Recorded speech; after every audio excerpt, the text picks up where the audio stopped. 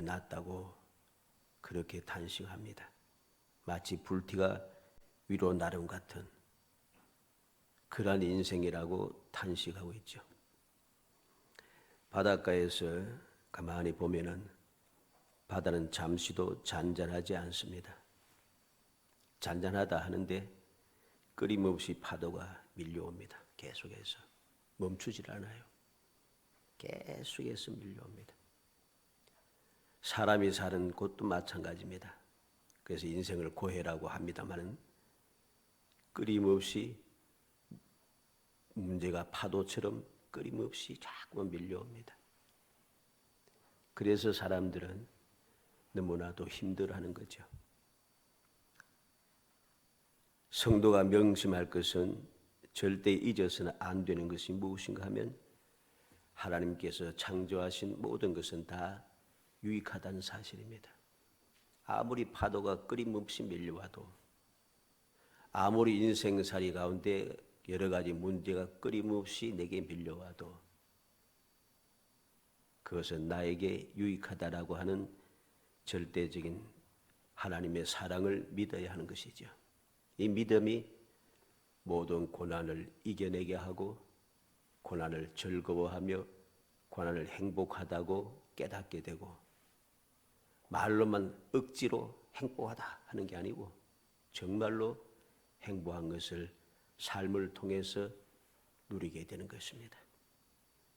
그래서 바울 사도는 항상 기뻐하고 쉬지 말고 기도하고 범사에 감사하는 것이 하나님의 뜻이라고 그렇게 담대히 외칠 수 있었던 것이죠. 왜 항상 기뻐합니까? 모든 것이 다 유익하니까. 왜 쉬지 않고 기도합니까?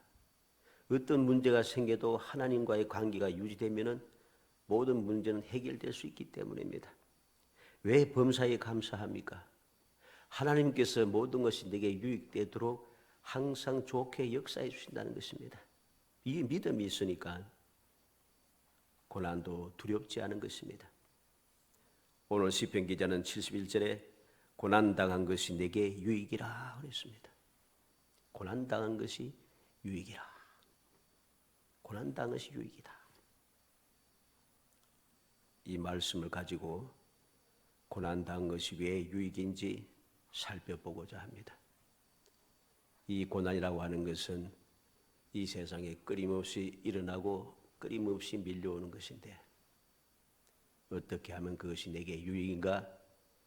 내가 깨닫고 마음에 새겨서 누가 뭐라고 해도 내 주위에서 어떤 일이 일어나도 나의 환경과 나의 주위의 모든 상황이 어떻게 심각하게 변할지라도 고난이 내게 유익이라고 하는 절대적인 믿음, 주님의 절대적인 사랑을 마음에 새기고 깨달아서 이후에 여러분들의 삶이 힘들다고 원망하고 불평하고 괴로워하는 것이 아니라 더욱더 행복하다고 말할 수 있는, 말만 하는 것이 아니라 행복함을 삶 속에 마음껏 누리는 그런 복된 성도이 되시기를 주의 이름으로 축복합니다.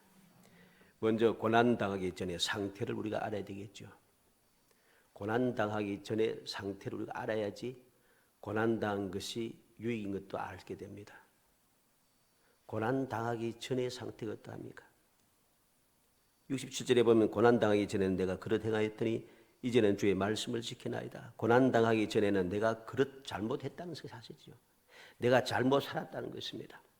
안일하게 적당하게 되는 대로 그때그때 상황에 따라서 내 마음에 내키는 대로 그렇게 살았습니다.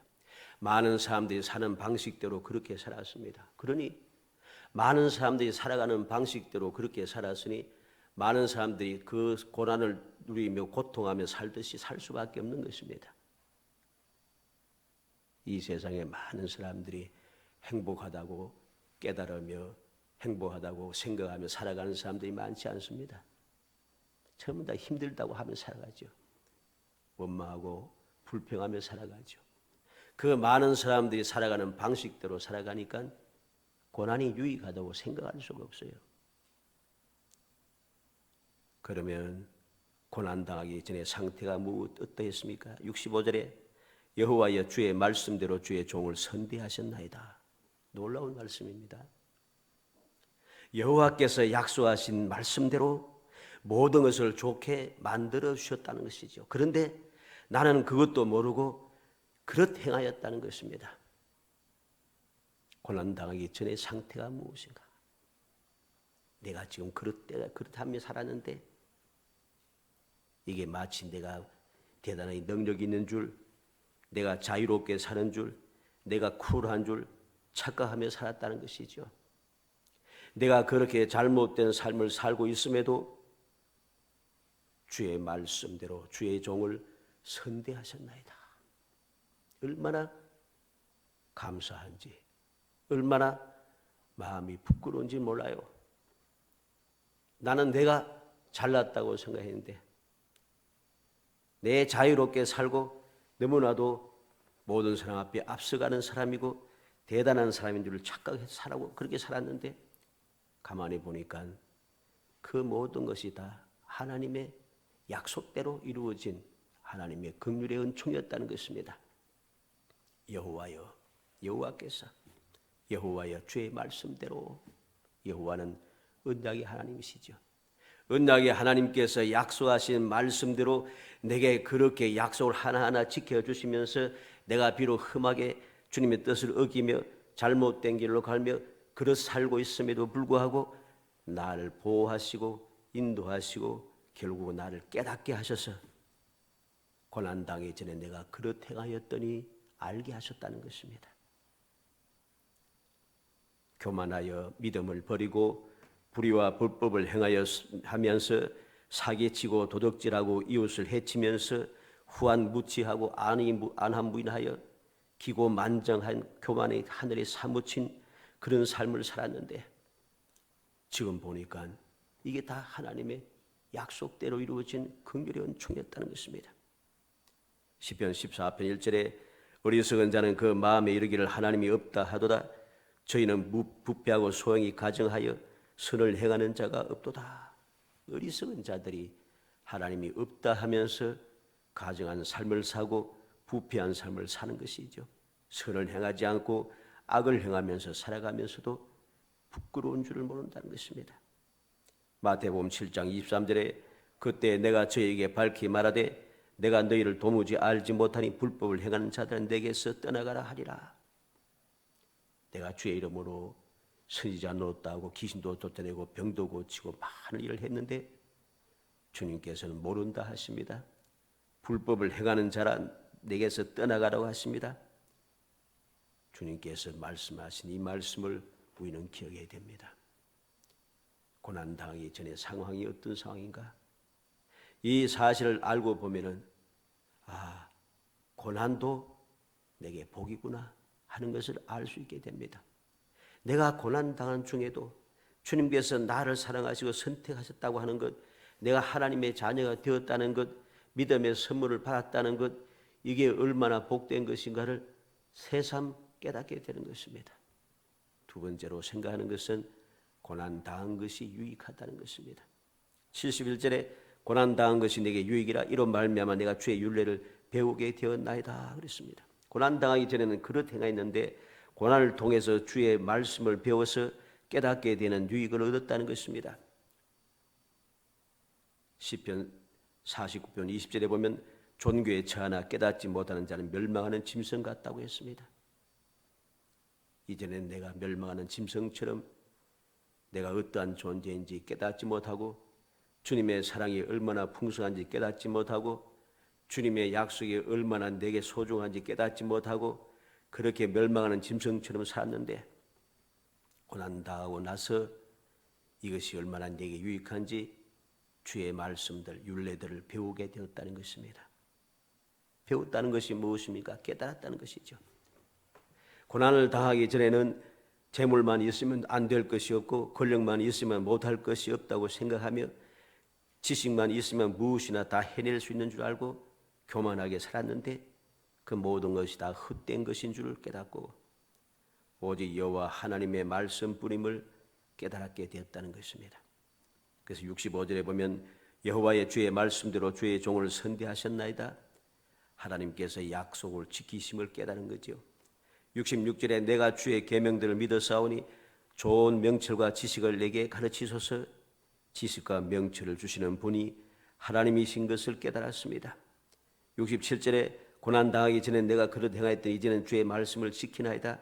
말씀을 지키는 것이 제일 유익한 것을 깨달았습니다. 68절에 주는 선하사 선을 행하시오니 주의 율례도로 나를 가르치소서. 주님의 선을 행하심을 깨달았습니다.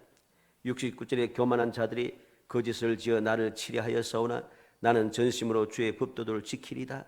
말씀대로 보호받을 것을 깨닫게 되었습니다.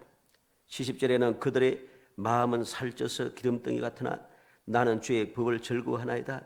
정말로 즐거운 것이 무엇인지 깨달은 것이죠.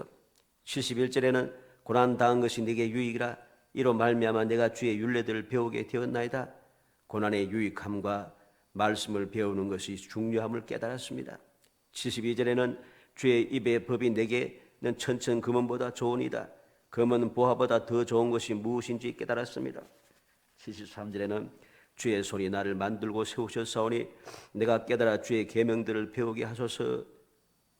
그런 나를 창조하신 분은 하나님이신 것을 깨닫고 주님의 계명을 내가 배워야만이 이 모든 사실을 알고 올바른 삶을 살 것을 깨달았습니다. 74절에 주를 경외하는 자들이 나를 보고 기뻐하는 것은 내가 주의 말씀을 바라는 까닭이다. 주위의 사람들이, 믿음의 사람들이 나를 보고 기뻐하는 것은 내가 잘나서 기뻐하고 내가 잘되어서 기뻐하는 것이 아니라 내가 주의 말씀을 바라보며 주의 말씀대로 살게 된 것을 보고 나를 바라본다는 것입니다. 나를 보고 기뻐한다는 것입니다. 내가 잘되고 내가 출세하고 내가 많은 것을 가지고 능력이 있다고 나를 보고 기뻐하는 사람은 내게 유익한 사람이 아닙니다. 정말로 내게 유익한 사람이 무엇인지 깨닫게 된 거죠. 75절에 여호와여 내가 알거니와 주의 심판은 의로우시고 주께서 나를 괴롭게 하시면 성실하심 때문이다. 무엇을 깨달았습니까? 주님의 심판 의롭다. 내가 주님께 책망을 받고 내가 징계를 받는 것이 주님께서 의로우시고 내가 잘못됐다는 것을 깨달았습니다. 주님께서 나를 괴롭게 하시는 것은 하나님의 약속대로 이루시기 위해서 성실하심으로 나를 징계하신 것을 깨달았습니다. 우리는 이 놀라운 사실을 기억하게 되겠습니다. 고난당한 것이 왜 유익한가 배워서 깨닫게 된다는 것입니다. 우리가 고난을 통하여서 주님의 사랑을 깨닫지 못하면 우리는 올바른 신앙생활을 할 수가 없다는 사실을 알아야 됩니다. 출애굽기 31장 13절에 너는 이스라엘 자손에게 말하여 이르기를 너희는 나의 안식일을 지키라. 이는 나와 너희 사이에 너희 대대의 표징이니 나는 너희를 거룩하게 하는 여호와인 줄 너희가 알게 함이라. 왜 하나님께서 이스라엘 백성들에게 세상 모든 사람과는 다르게 주일을 안식일을 거룩하게 지키라고 하는가? 나는 너희를 거룩하게 하는 여호와인 줄 알게 하리라. 나를 거룩하게 하고 내가 세상 사람들과 구별된 사람이 되고 내가 세상 사람과 다르게 주님의 사랑을 입고 주의 은혜를 입으며 주의 도움을 받고 주의 능력을 덧입어서 세상을 이기는 축복의 사람, 행복한 사람이 되는 것이 무엇인가를 내가 안식을 지킴으로 깨닫게 된다는 것입니다. 다 하나님의 뜻인 것이죠. 사무엘상 17장 47절에 또 여호와의 구원하심이 칼과 창에 있지 아니하면 이 무리에게 알게 하리라. 전쟁은 여호와께 속한 것인지 그가 너희를 우리 손에 넘기시리라. 소년 다윗이 골리앗을 향하여 달려가며 외친 말씀입니다. 하나님의 구원은 사람의 손의 능력에 따른 것이 아니란 것입니다. 하나님의 그 구원하시는 능력은 칼과 창이 많고 강하다고 되는 것이 아니라는 것입니다. 모든 전쟁은 여호와께 속한 것임을 알게 하기 위해서 내가 이 물맷돌을 들고 막대기를 들고 너에게 달려간다고 소년 다윗은 담대하게 외치고 있던 것이죠. 역대하 33장 13절에 기도하였으므로 하나님이 그의 기도를 받으시며 그의 간구를 들으시사 그가 예루살렘에 돌아와서 다시 왕위에 앉게 하시매 므낫세가 그제야 여호와께서 하나님이신 줄 알았더라. 므낫세는 고난당한 뒤에 비로소 여호와께서 하나님이신 줄 깨달았습니다. 이후의 삶은 달라진 것이죠. 요한복음 6장 67절 69절에 예수께서 12 제자에게 이르시되 너희도 가려느냐? 시몬 베드로가 대답하되 주여 영생의 말씀이 주께 있사오니 우리가 누구에게로 가오리까? 우리가 주는 하나님이 거룩하신 자이신 줄 믿고 알아사옵나이다. 시몬 베드로는 깨달았습니다. 무엇을 깨달았습니까? 주님께 영생의 말씀이 있음을 알았습니다. 영생의 말씀이 계신 주님을 떠나서 다른 곳으로 갈 데가 없다는 사실을 깨달았습니다. 주님께서 하나님이 그 거룩하신 자, 즉 우리의 구세주가 됨을 그는 깨달았습니다. 어떻게 깨닫고 나서야 주님을 떠날 수 있겠습니까? 떠날 수가 없어요. 요한계시록 1장 1절에 예수 그리스도의 계시라 이는 하나님이 그에게 주사 반드시 속히 일어날 일들을 그의 종들에게 보이시려고 그의 천사들 그의 종 요한에게 보내 알게 하신 것이라. 왜 주님께서 사도 요한에게 요한계시록을 보여주었습니까? 앞으로 일어날 일들, 반드시 속히 일어날 일들을 그 종들에게 보이시려고, 백성들에게 보여서 알게 하기 위해서 주님께서 친히 나타나셔서 사도 요한에게 들려주시고 보여주신 것이죠. 이렇게 보고 깨닫는 것, 고난을 통하여서 깨닫는 것은 너무나도 놀라운 축복입니다. 그래서 고난 당한 것이 유익이라고 믿음의 사람들은 그렇게 외칠 수가 있습니다. 그러나 믿음의 사람이 아닌 불신앙의 사람은 고난이 유익이 아니에요. 깨닫지 못합니다. 사무엘상 28장 6절에 사울이 여호와께 묻자오되 여호와께서 꿈으로도 우림으로도 선지라도 그에게 대답하지 아니하시므로 사울은 하나님을 믿지 아니하고 끊임없이 하나님을 거역하고 욕심에 쳐서 교만한 삶을 살았습니다. 하나님의 뜻을 저버렸습니다. 그는 거역하는 삶을 살았다는 것이죠.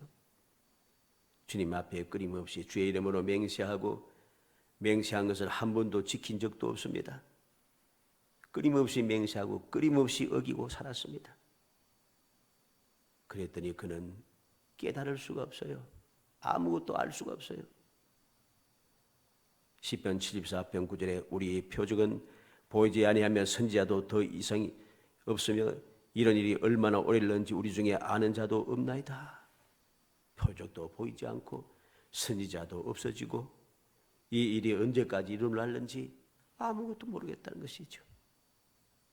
에스겔 7장 26절에는 환란이 더하고 소문이 더할 때에 그들이 선자에게서 묵시를 구하는 헛될 것이며 제사장에게는 율법이 없어질 것이요 장로에게는 책략이 없어질 것이며 하나님께서는 주의 말씀을 어기고 끊임없이 배반하며 우상을 섬기며 달려가는 어리석은 백성들에게 분명히 말씀합니다. 환란이 더하고 소문에 소음이 더하여서 더욱 힘들어질 때에 선지자는 묵시를 보지 못하고 제사장은 율법이 없어지고 장로에는 책략이 없어져서 지혜가 없었다는 소리죠.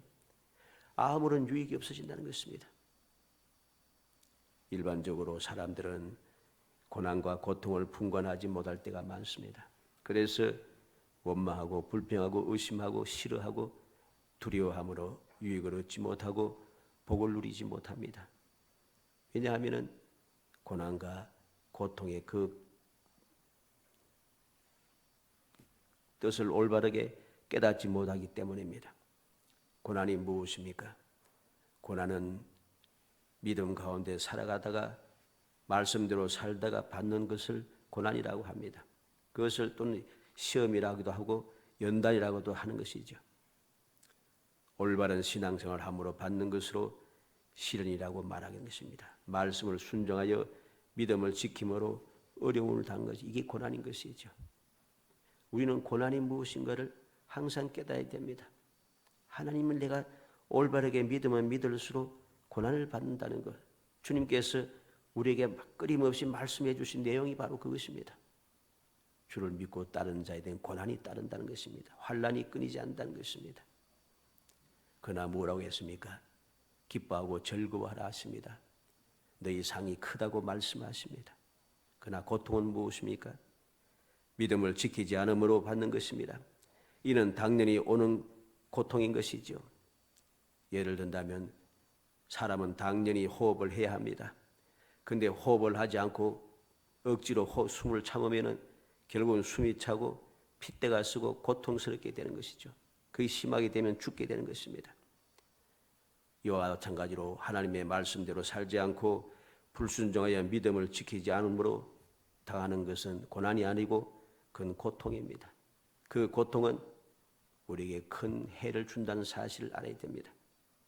로마서 8장 28절에 우리가 알거니와 하나님을 사랑하는 자 곧 그의 뜻대로 부르심을 입은 자들에게는 모든 것이 합력하여 선을 이루니라. 믿음의 사람들에게, 하나님을 사랑하는 자들에게, 뜻대로 부르심을 입은 자들은 모든 것이 합력하여 선을 이루는 것이지만은 아무리 고난이 와도 그게 다 좋게 되고 복이 되지만은 믿음이 없는 사람, 주를 사랑하지 않고 불의와 불법을 행하며 살아가는 변망덕한 자들은 고통만 당하다가 결국은 멸망할 수밖에 없음을 알아야 됩니다. 모든 것이 합력하여 선을 이룬다는 이 말은 모든 것이 선을 위해서 함께 역사한다는 말입니다. 고통은 우리를 골병들게 하지만은 신앙생활을 똑바르게 하고 고난을 당하는 사람들은 그 고난이 내게 유익하여 나를 더 강하게 하고 나를 더 지혜롭게 하고 내가 나로 하여금 더 큰 행복을 누리게 한다는 사실을 우리는 알아야 하는 것이죠. 오늘은 누가복음 23장 42절로 43절에 이르되 예수여 당신의 날에 임하실 때 나를 기억하소서 하니 예수께서 이르시되 내가 진실로 내게 이르노니 오늘 내가 나와 함께 낙원에 있으리라. 십자가 우편의 강도는 처음에는 고통으로 죄 때문에 죄악으로 인해서 그는 강도이기 때문에 그게 합당한 벌을 받아서 십자가에 달려 고통을 당합니다. 그런데 그는 나중에 마음이 변화가 되어서 예수님을 보고 그는 회개하고 깨달았습니다. 그래서 나를 기억하소서 주님께 긍휼의 은총을 간구했습니다. 그랬더니 고난이 되었습니다. 오늘 내가 나와 함께 낙원에 있으리라. 주님의 은혜를 잊기 전에는 죽을 고통입니다. 주님의 은혜를 잊고 나서는 소망이 있는 고난입니다. 주님과 함께 낙원에 들어가게 되잖아요. 십자가 우편의 강도는 주님을 믿음으로 고통을 고난으로 바꾸어 절망을 낙원의 소망이 되게 했습니다.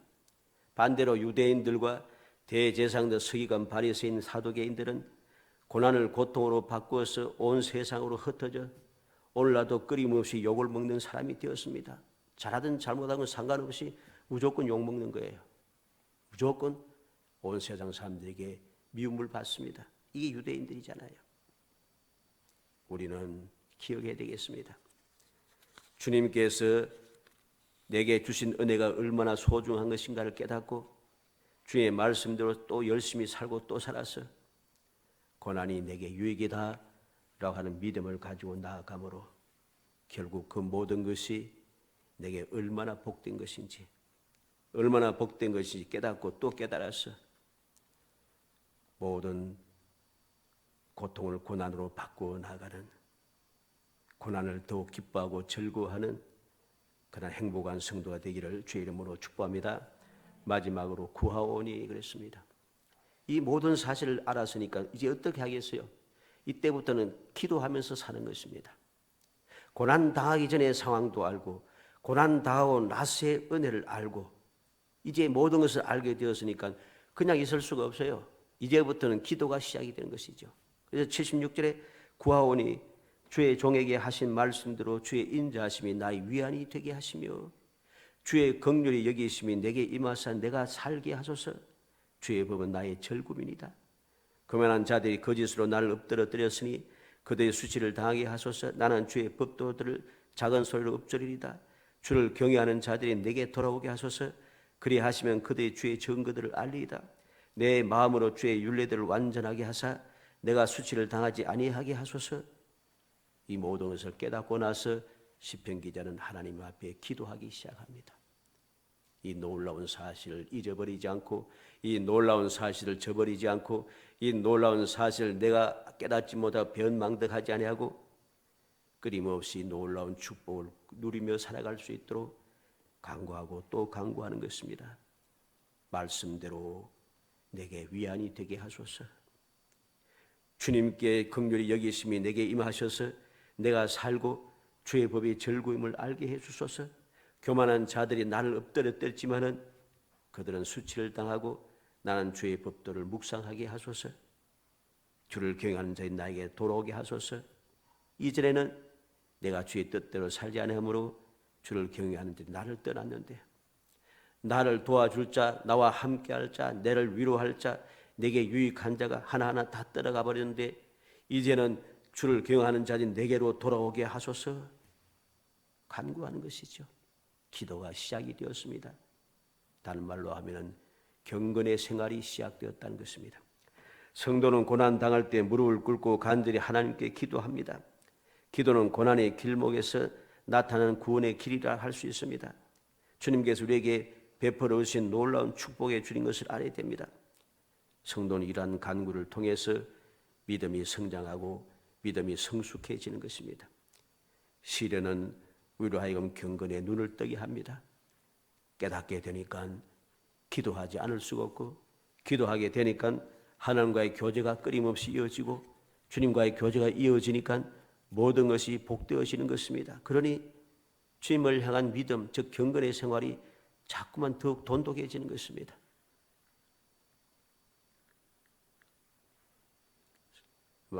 결론적으로 우리는 다시 한번 생각해 보겠습니다.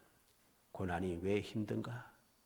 고난이 유익인 것을 알고 모든 것을 말씀을 통해서 내가 다 깨닫고 배우고 듣고 알아서 다 아는데 그런데 왜 고난은 힘든가? 힘들잖아요. 그죠? 다 알고 있을 때도 그래도 힘들어요. 고난이 힘든 이유는 이해가 안 되기 때문입니다. 그 이유를 알 수 없기 때문입니다. 이해가 안 되고 이유를 알 수 없어서 힘든 것인데 우리는 이 모든 것을 이해하고 이유를 깨닫기 위해서는 말씀을 읽고 묵상하며 끊임없이 기도해야 되는 거죠. 즉 신앙생활을 끊임없이 유지해 가야 한다는 소리입니다. 거룩한 신앙생활이 유지되어 있다는 것입니다. 그래야지 고난이 올 때마다 이것은 고난이구나. 내가 잘못할 때마다 이건 고난이 아니고 당연한 고통, 징계를 받는 것이구나 깨닫게 되는 것이죠. 모든 것을 이해할 수 있게 되고 내가 왜 이 어려움을 당했는지 알 수가 있게 됩니다. 그래서 우리의 신앙생활이 더 아름다워지는 것입니다. 지금 받는 고난의 의미가 있고 가치가 있다는 것을 깨닫고 이해하면 죽어도 좋다는 그러한 각오가 생깁니다. 고난당하기 전에 고난당한 것이 내게 유익이라는 확신이 있으면 고난당하기 전에 말씀대로 살지 않고 내 마음대로 살았지만 이제는 주의 말씀대로 사는 것이 많은 재물 천천 금원보다 좋다는 사실을 알기 때문에 그 결과를 생각하며 기쁜 마음으로 편안하게 모든 고난을 견뎌낼 수 있는 것입니다. 베드로전서 2장 19절 20절에 부당하게 고난을 받아도 하나님을 생각함으로 슬픔을 참으면 이는 아름다우나 죄가 있어 매를 맞고 참으면 무슨 칭찬이 있으리요? 그러나 선을 행함으로 고난을 받고 참으면 이는 하나님 앞에 아름다우니라. 믿음을 지키다가 주님만을 믿고 의지하며 살다가 받는 고난은 다 아름다운 것이라 했습니다. 우리가 믿음의 생활을 하면서 우리의 신앙생활이 아름답고 복되기 위하고 우리의 삶이 행복하기 위해서는 말씀 그대로 순수하게 믿음의 생활을 해야 합니다.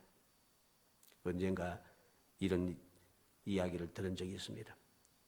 항해를 끝낸 배, 항해를 마치고 이제 항구에 들어온 배들은 딱 먼저 하는 게 뭔가 하면 청소한다는 거죠. 무슨 청소냐 하면은 배 밑창하고 배 옆에다가 배 바깥쪽을 청소를 한다고 해요. 왜냐하면 항해를 두고 마치고 돌아오면 거기에 별게 다 붙어 있다고 합니다. 각종 조개류라든가 각종 세균이라 모든 것이 붙어 있는 게 많다고 해요.